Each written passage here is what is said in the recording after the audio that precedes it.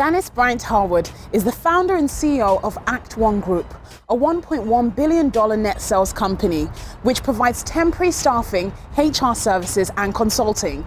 The agency has 17,000 clients and 2,600 employees in 19 countries, placing Howroyd at the number 39 on the Forbes America Self-Made Woman list.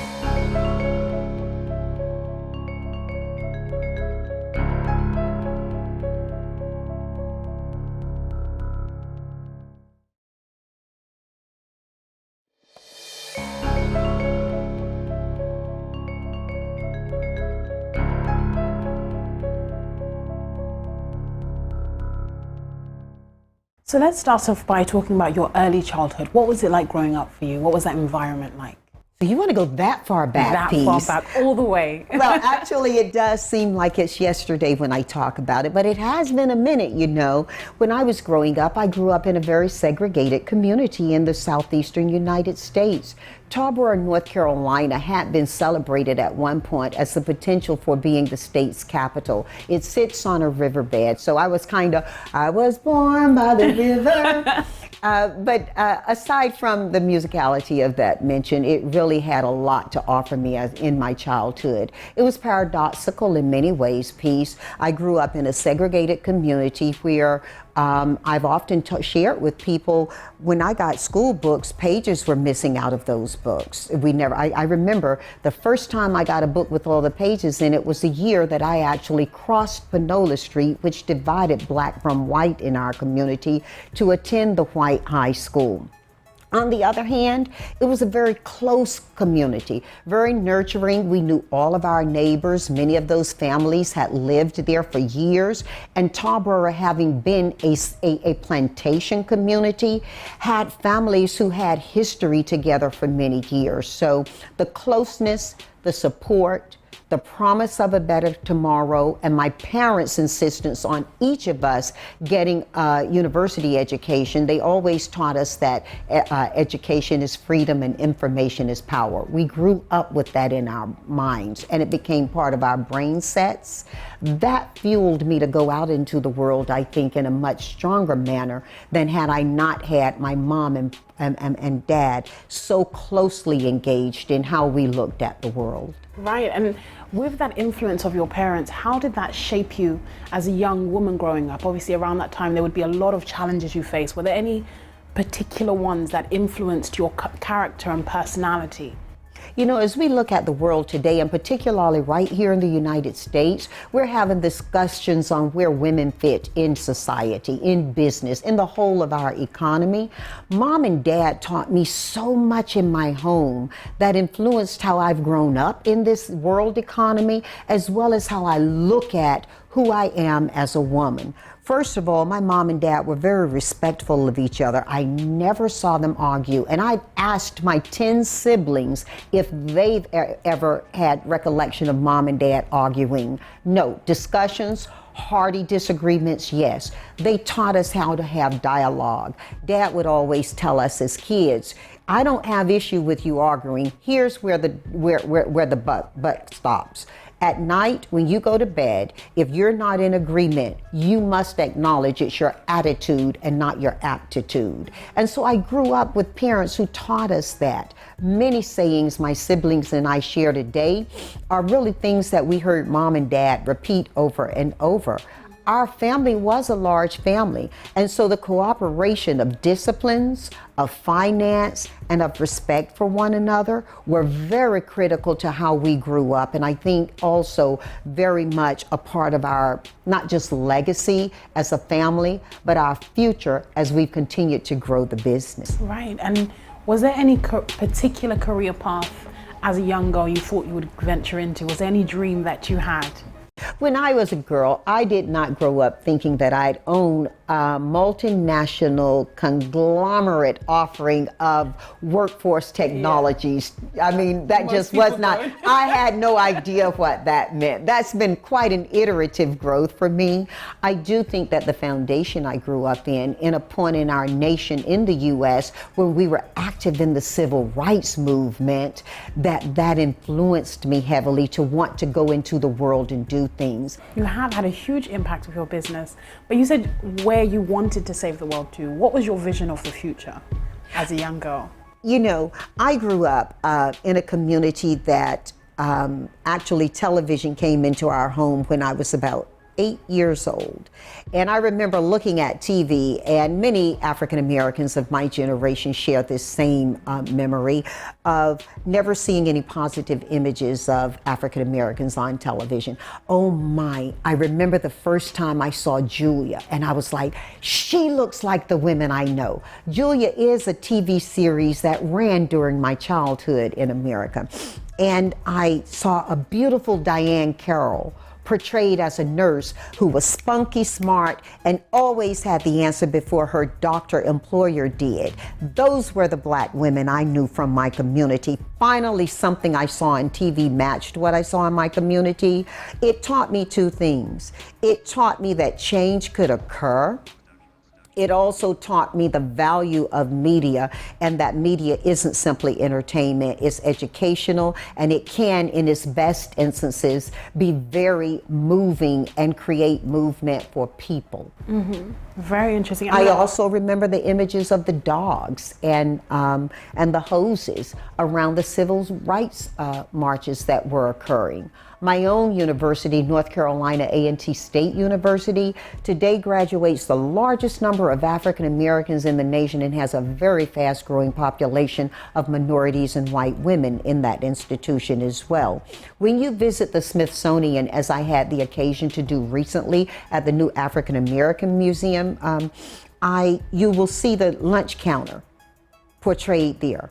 And the four freshmen who are right here were initiated so much of that movement in our nation that helped us toward where we are today. So I come from a home that is rich with purpose, identifying yourself and your position. And as my mom would say, always turn anger into passion. Anger is cancerous. Passion is life-giving. Now, in 1976, you moved to Los Angeles, California, where you started as a temporary secretary for your brother-in-law, Tom Noonan, at Billboard magazine. Talk to me, what was that like? What was that experience like for you? Oh my goodness, coming out to California from North Carolina was such an amazing transformation for me in every way possible. First of all, I was this little nappy-headed colored girl coming into a community that was known for light-skinned, cute Black women. I was coming into a community where I did not understand that everybody wanted to be in the industry. And so if you saw someone typing, it wasn't because they loved the keyboard, it was because it was access to an opportunity to perform or to create. And here I am looking for pure executive level work, executive admin level work. I had the blessing to work for my brother, Tom Noonan, as you mentioned, Peace, and that's where I started to get the idea that, hey, what I have here is something that is bigger than me. It can be developed into a business. My organizational skills and my thought processes were much stronger even than my, at that time, very excellent office skills. And how did that experience lead you to actually start your business? I know you said there was a few light bulb moments while working with Tom, but what was that journey like from being the secretary to now developing into who you are today? Because my sister Sandy saw so much potential in me that I at that time did not recognize in myself, she was able to motivate me to actually set up shop. But as I think back on it, it was more about what I had learned in my home that actually became the formula for my success. So that journey for me to start my business was more one of banking on my disciplines and my knowledge and being able to build that forward with a concrete business proposition to clients than anything else. And I would say that today that continues to be the case, not just for me, but for entrepreneurs and business leaders across the globe. I started with $900 that I had saved and a $600 loan from my mom. My mom has been very well repaid for that. She will tell you that herself. But lending to women, and in my own instance to minorities in the community I set up shop in, wasn't really that easy to achieve. And so it just never occurred to me to keep going back to banks that had said once no. I took my $900, borrowed my $600 from my mom, set myself up, and I've been chugging ever since. And I'm hopeful that many of the legacy lending practices will change for not only women, but for the full diaspora of who we are as people. Much of the indications of what makes good lending practice can be exhibited by how you see many of the women-owned businesses in Africa growing and repaying loans at a tremendous rate. I do think that some of the legacy ideas about how you set up your lending practices were built around white male culture that now can change as there's so much more diversity and inclusion in the business marketplaces. With that experience at Billboard, under that guidance of your brother and that whole environment, what were some of the key lessons, if you had like top 3 lessons that you learned that enabled you to successfully transition from the corporate space into entrepreneurship and beyond? It's so difficult to curate 3 big learnings from such a short period of employment, because that employment period was truly transformational in my life. I'll share with you what comes to mind first, okay?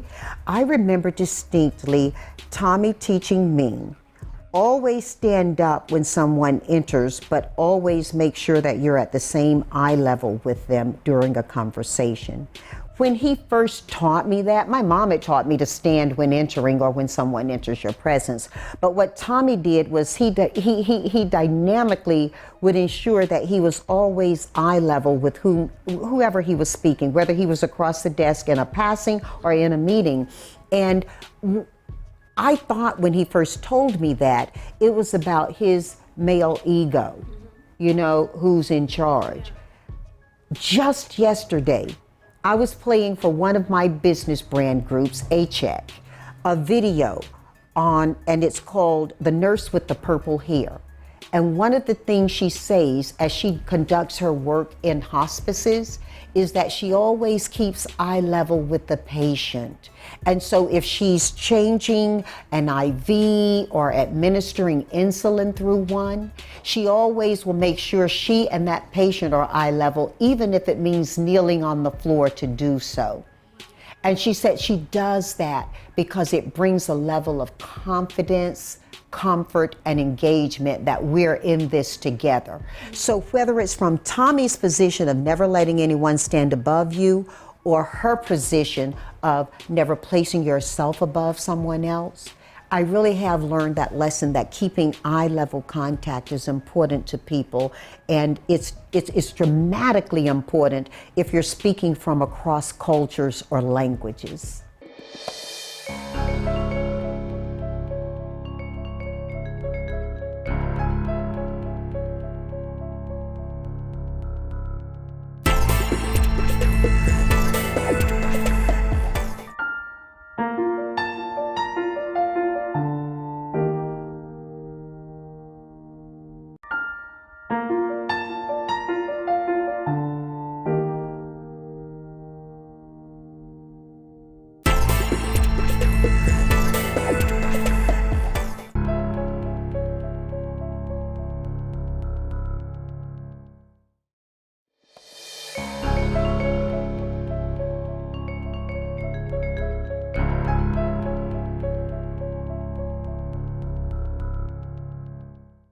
I'm sure that obviously you had very big difficulties and challenges that you faced and overcome while building your multi-billion-dollar empire.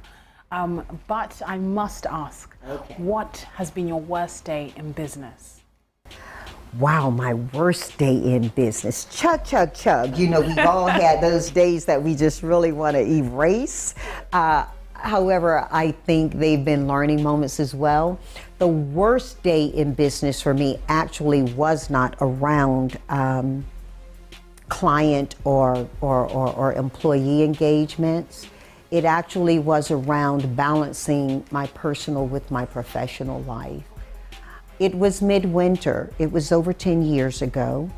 I was in the Midwest of the United States, and I had been invited in to lead some sessions at a conference and then to keynote at that event.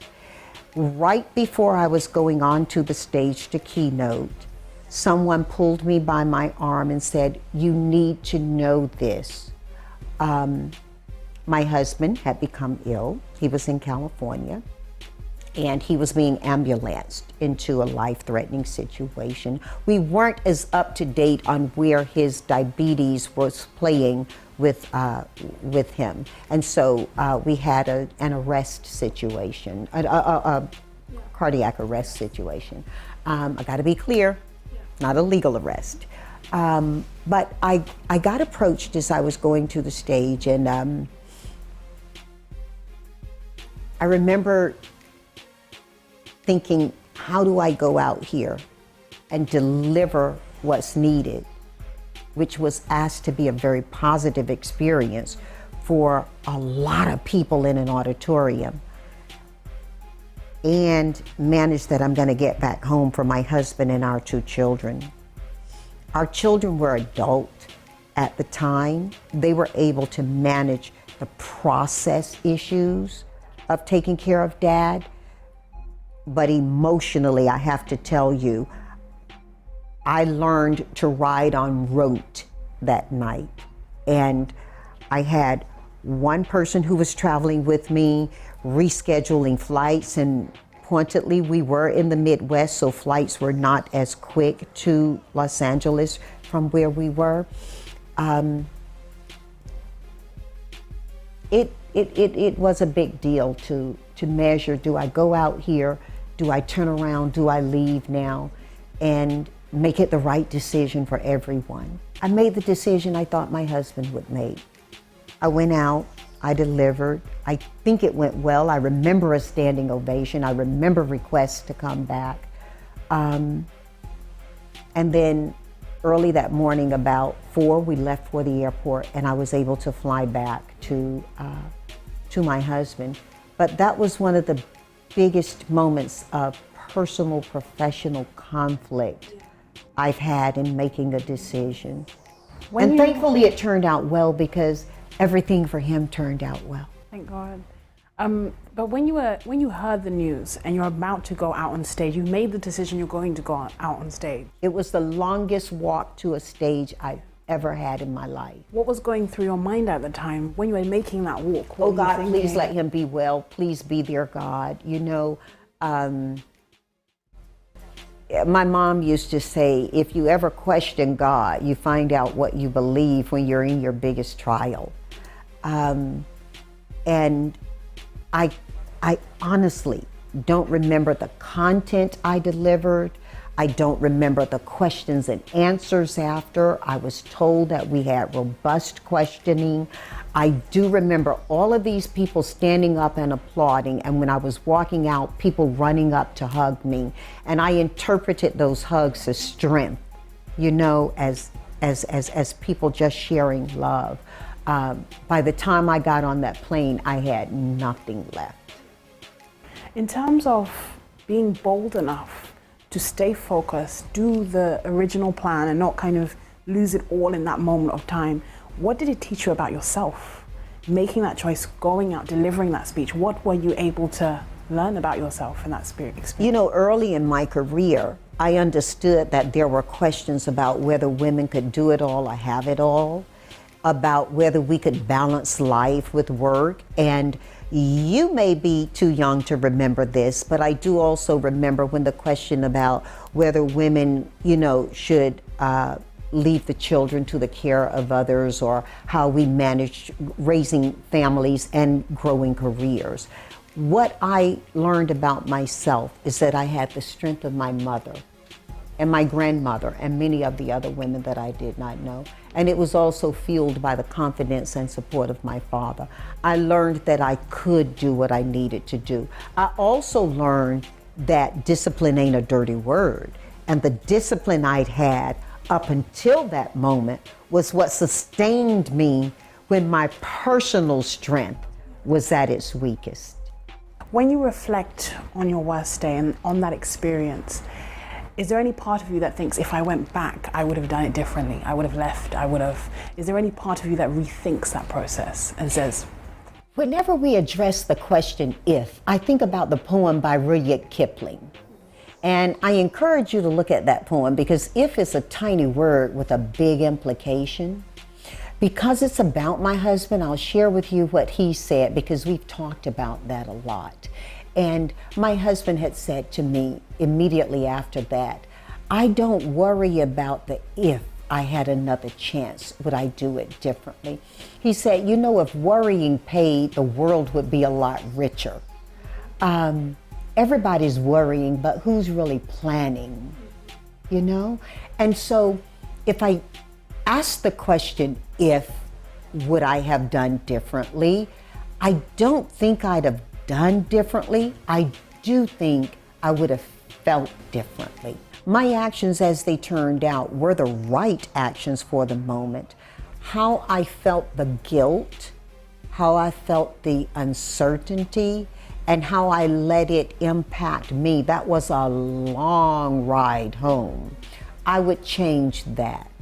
I would, and I think many people, given the same question around opportunities to change, would honestly share. They change how they felt in the moment. It's quite obvious that that journey that you took home, riddled with guilt and not sure if you made the right decision, is because your family means so much to you. What impact have they had on your journey and your life really as a person? Peace, thank you for asking me that question because when I think about my journey and you talk about thematically your worst day, I remember my family's been so instrumental in how I've been able to build a business as well as how I've been able to build my life.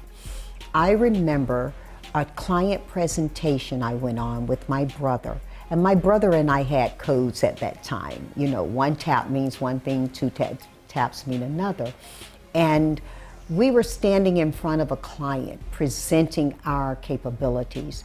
At the finish of that meeting, one of the people in the room said, if more of your people were like you, you'd all be better successful. I had the same I response as you do right now.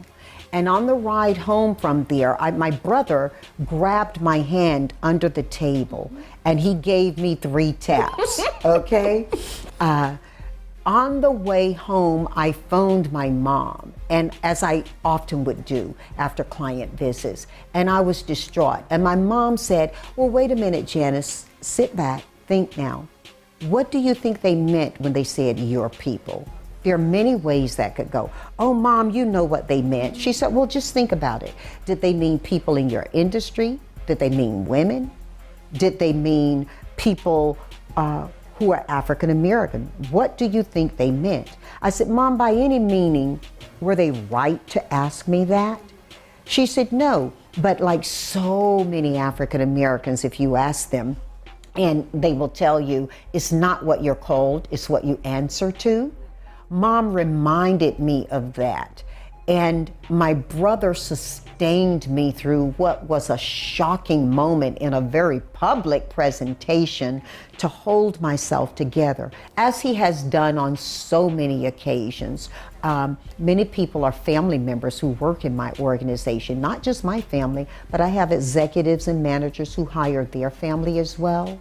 We always follow a protocol, though, that allows us to make sure everyone understands what their career path is, their opportunity is, and that family does not impede that for someone. Right. And when you look at your journey as a female entrepreneur, an African-American entrepreneur, you've come leaps and bounds. But what is it like as a female African-American leading such a huge team, a massive workforce?